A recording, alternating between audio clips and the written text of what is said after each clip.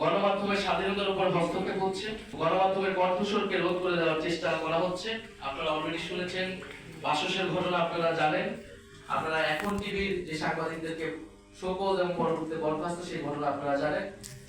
আমরা মনে করি যে ভিন্ন মত থাকবে, সংবাদপত্রের কাজই হচ্ছে, গণমাধ্যমের কাজই হচ্ছে প্রশ্ন করা। সেখানে আমরা চাই না যে কোনো দলীয় গণমাধ্যম ফ্যাসিস্ট সময়ের মতো কোনো দলীয় গণমাধ্যম হোক, কিন্তু আমরা ইতিমধ্যে সেই প্রবণতা দেখতে পাচ্ছি। আমরা আশা করব এটা এই মুহূর্ত থেকে এটা বন্ধ হবে, গণমাধ্যম স্বাধীনভাবে কাজ করবে এবং নির্বাচনে বা বিগত সময়ে কে কোন দলের পক্ষে কাজ করেছে এটা বিষয়টা সংবাদ মাধ্যম বা গণমাধ্যম বস্তুনিষ্ঠভাবে, সাংবাদিকরা নিরপেক্ষভাবে কাজ করবে। এটা আমরা সাংবাদিকদের কাছ থেকেও সেটা সেই দায়িত্বশীল আচরণ আশা করি, সবসময় বলে এসেছি। সরকারের কাছ থেকেও আমরা সেটা আশা করব এবং সরকার দলীয় লোক যারা বিভিন্ন হাউজে রয়েছে তারাও যাতে ভিন্ন মতের কোন সাংবাদিকদের উপরে বা সত্য প্রকাশ করেছে এবং কোন সাংবাদিকদের উপরে তারা তাদের কণ্ঠ রোধ করবে না এবং স্বাধীনভাবে সাংবাদিকরা কাজ করতে পারবে।